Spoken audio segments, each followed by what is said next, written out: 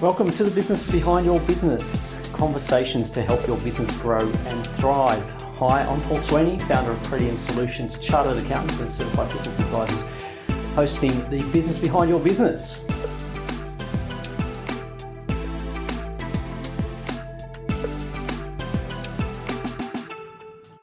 Thanks for joining us on the Business Behind Your Business podcast. I'm Paul Sweeney, your host, and we've been getting quite a few inquiries from our listeners about what is in the budget for business. How can we take something positive out of it? It was quite a bland budget on the face of it, not a lot of tax changes, not a lot of incentives there. So we're going to dive into a few of the provisions of the budget and just explain how a small business owner or can take advantage of some of the things that might not on the surface seem like much of a benefit to you.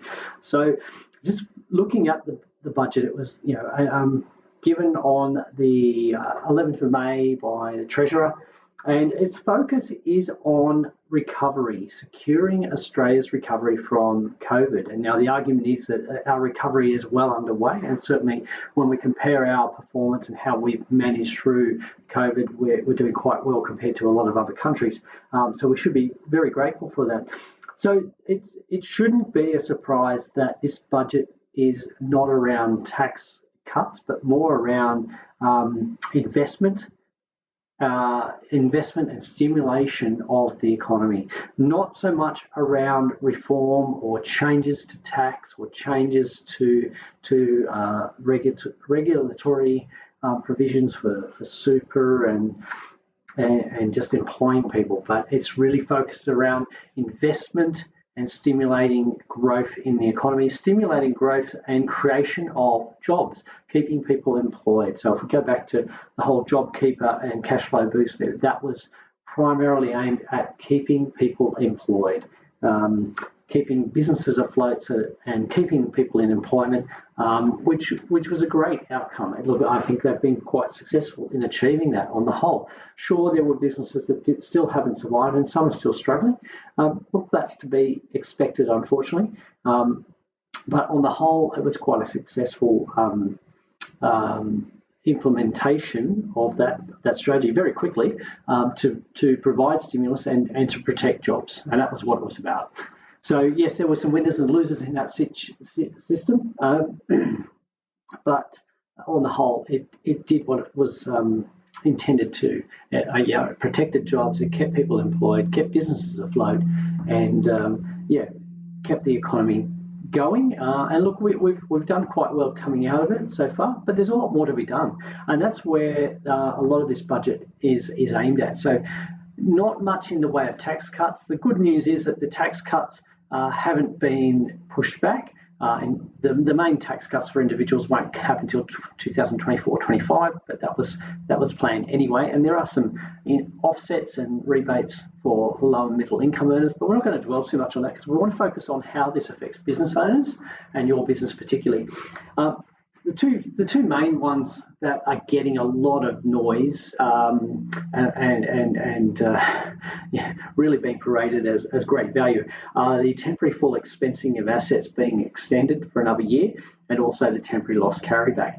Now, the temporary full expensing of assets, it allows eligible businesses with aggregated annual turnover or total income up to $5 billion. Now, $5 billion is not a small business, if you ask me, but that's the criteria that's been put in place for this measure.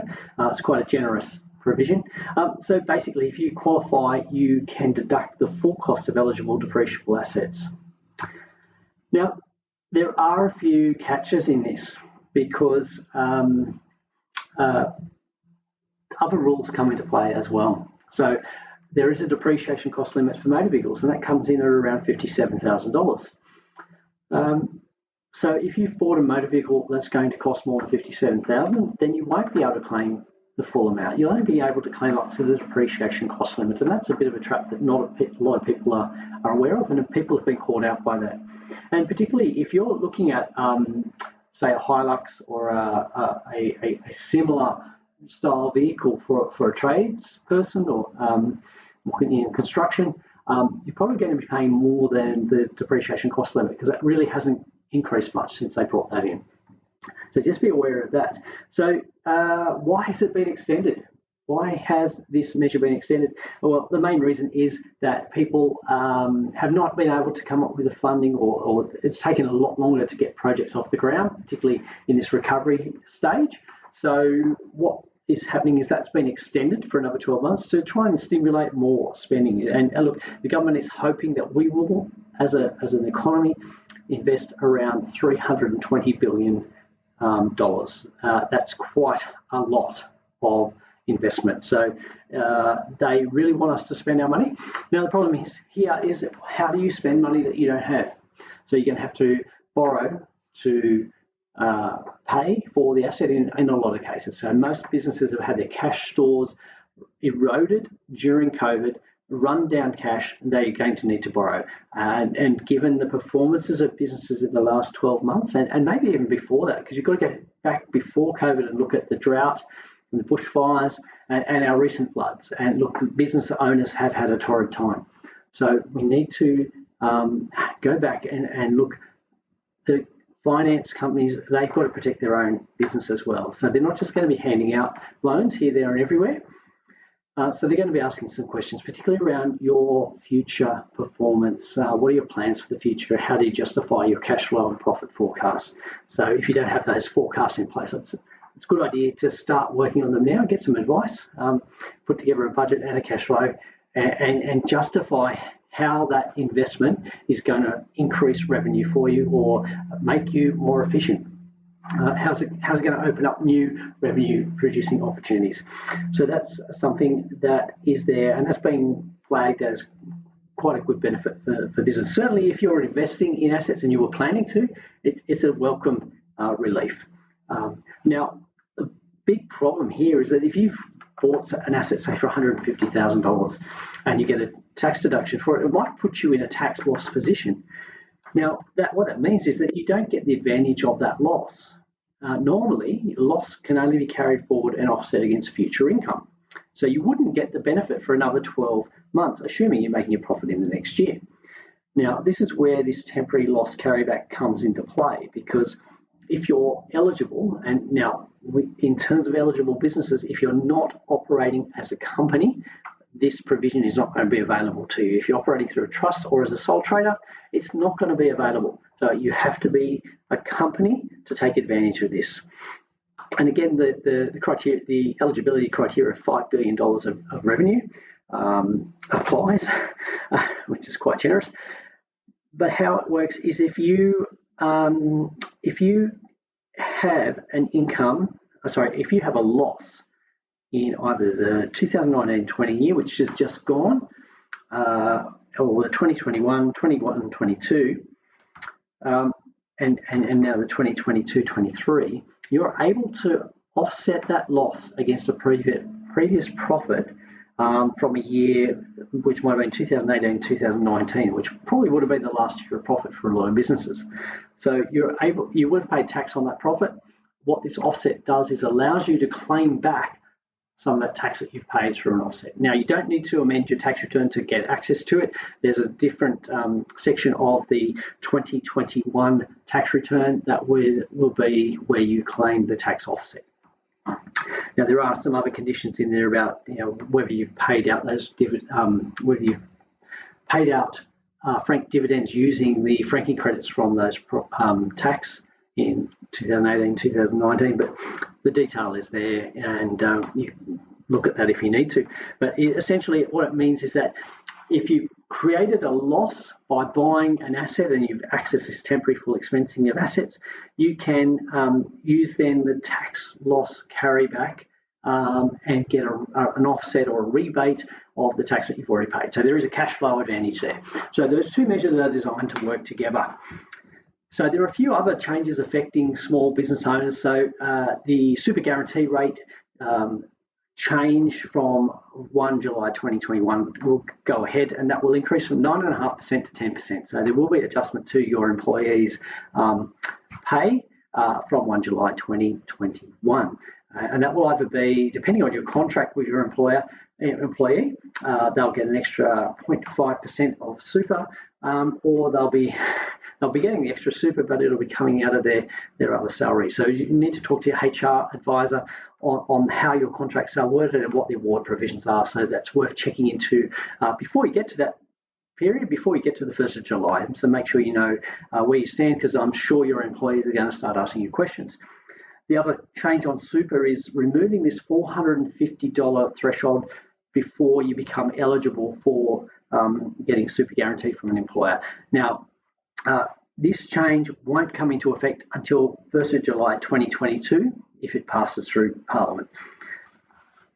So there are a few other incentives and stimulus packages in the government, and a lot of it is around creating jobs. And we're looking at an extension of JobMaker and funding for more apprentices. There's a $2.7 billion being set aside to create 170,000 new apprenticeships and traineeships, and that's good news.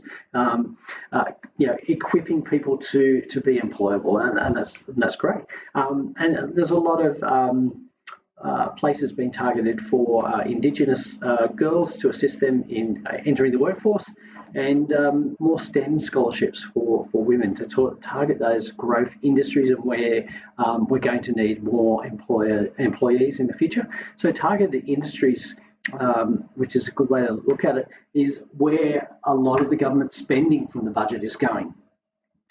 Why are they spending so much if we're in a deficit? Well, the idea is that if they spend the money, then that money will get on spent and on spent and on spent. So if I spend $1 with you, you're going to spend $1 with somebody else, and so on. So that $1 of spending will actually be worth $5 or $6. So that's one way of stimulating the economy. The other is focusing on the areas or the industries that have come really to the attention of the Australian government and the public during this COVID crisis, and that's talking about digital transactions and health, aged care, education, and agriculture again, but also NDIS. So mental health is a big area that's really become important, even more so during the last 12 months. So there's a lot of spending in those areas, and there's a lot of detail behind the announcements of how much is being spent. So how does that benefit you? What if your business is not in those industries? When you might be thinking, well, it's not going to benefit me at all. It's not going to benefit me at all. Now, this is where we need to take a different approach and a different look at this, because if you think back to when we started in this COVID situation, we were encouraging people to look at their supply chain, look at who's supplying their suppliers, also look at who are your customers' customers, and looking at protecting your future revenue and spreading your risk about dependence on a particular customer or a particular segment. So there's, on the other side of that equation, there is opportunity here. So who are your customers' customers? Are their customers in the health industry? Are their customers in the digital technology space? Who are your suppliers? Are your suppliers going to be getting an injection? What does that mean for your business? Does that mean you're going to have more opportunity, or they're going to have a greater range of product for you? What are the opportunities for you to create a new product line or a new service line to cater for these industries that are going to be getting the benefit of all this government investment? It might not be your immediate customer, but who are their customers? How do you find out who their customers are? Well, first step is you give them a call, ask them. If you can't ask them, then go onto their website. A lot of businesses showcase who their major customers are, who's been dealing with them. You can have a look at the reviews, who's been dealing with, what types of people are they supplying to.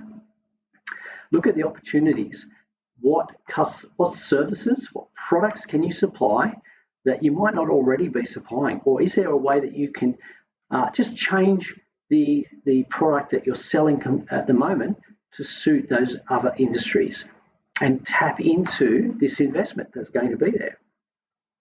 So there's a few options there, few opportunities for you, even though you might not be getting a direct benefit from the government investment. So one industry that is getting quite a kickstart along is the health and biotech sector. Some changes to research and development, and part of it is the aim is to keep the intellectual property, keep the benefit of it in Australia. So any income derived from new biotech patents, new developments in that industry will be taxed at a concessional rate of 17%, which is great. It's an incentive to keep the ownership of those new ideas, those breakthroughs in technology in Australia. So that is a great thing, and that will hopefully stimulate more research in that area, more research in what can be done to keep more of that medical research here in Australia, but also the production of the outcomes. So at the moment, we're dependent on COVID vaccines from overseas. Shouldn't more of that be developed in Australia? Shouldn't we have the capability in Australia to produce more of that ourselves, be more dependent? During COVID, a lot of business owners I talked to were complaining about how their supply chain was interrupted because they were relying on supply from overseas. And it just wasn't, they couldn't get stock during that period. So we're looking at ways, the government is looking at ways of stimulating investment back into our local economy, our local manufacturing, our local research. So these are good things, and there are opportunities there for you, maybe not directly, but there are opportunities for you to take advantage of it. The research and development offsets are there. So if you're interested in that area, maybe now's the time to start. And speaking of startups, one of the biggest problems for startup businesses is attracting new employees that have the skill set that you need. Our startups are often short on funding. They don't have deep pockets, but one way they've been able to attract good quality employees, talented employees, is by offering employee share options in their startup business or their new business. So one of the changes is they're making that even more attractive for startups. So by deferring the tax point. So what that means is, often people, when they change jobs or left that startup, they immediately become taxable on those shares. So what this provision is doing is giving a deferral for a maximum of 15 years to make it an even sweeter deal to take up this employee share options and accept perhaps a lower salary to start working in these startup businesses. Now, a lot of the startup businesses are designed for research, development into new technologies, biotech, medical, particular, but a lot of startups are there to develop new ideas, new products, new processes. So we want to encourage that. So the more that can be done for startup businesses, the better. Now, this is a bit of an out there one, but there's funding to go to digital games tax offset for a refundable tax offset for qualifying Australian games expenditure. Now, do we need more digital games and computer games? Look, as a parent, I'm going to say, no, we don't. I'm sick of them. As a parent, I can't get my kids off them. But the argument is that, it is an industry. It's evolving into an industry, whether we like it or not. And most of the money for that and the funding is going offshore. So if we can develop our own product, we've got some of the brains to do it here. So why are we sending that revenue off-site? Why are they working for overseas companies with their talent? Let's harness that and develop our own games and digital products. So that would be an interesting one to be involved in. I'm sure there's been plenty of volunteers for testing, but there's probably more important things to be doing than testing computer games. So, leading into our digital experience, some would argue that it hasn't been great. We've relied a lot more on digital engagement with government and other authorities during COVID, and some of the systems have really been found wanting. So the government's going to be investing in that area to improve our experience, improve the usability of the tools that are available, and also the obligations that we have to report using MyGov and tax portals and just how we engage with the various government departments, not just the federal but also state levels. So there's a lot of funding being earmarked to improve those processes. So I just want to end on one other note, which might entice a few people and might make people happy, is that small brewers and distillers are getting some tax concessions in terms of excise. So, they were getting a concession of 60% on the first 100,000 of production, and that's been lifted to 100% of the first $350,000 of product they produce each year. So that's a good way to kickstart those businesses, and it is a thriving industry in Australia. So look out for some interesting developments there. I'm sure there's a lot of people that are relieved to hear about that. So recapping, is it a good budget for business? Look, there's an absence of some tax concessions that people want. There's an absence of immediate handouts like we had with JobKeeper and Cash Flow Boost, but it is a budget around growing the economy, recovery, investing in areas of development that we've neglected for many years. So we will need to wait and see what the outcome is, but it is about stimulating growth, stimulating investment, stimulating recovery, and that can only be a good thing. So let's hope that the Australian business economy gets behind this and invests and develops new programs, new technology and processes to kickstart our health industry, our biotech industry, our manufacturing industry, so that we can keep more of our information, our intellectual property, our spending in Australia, and that we can actually supply to the rest of the world as well. So let's hope that we make this a great success. It is not just up to the government to get involved. We can do our part as well. But there are a few measures in there that you can take immediate advantage of, and others you need to be a bit more creative, and opportunities still abound. Thanks for listening. Do you have a question you'd like our team of experts to answer? If you do, send your question to podcast@thebusinessbehindyourbusiness.com. To hear more from The Business Behind Your Business, don't forget to subscribe using your favourite podcast player, or you can visit the businessbehindyourbusiness.com website.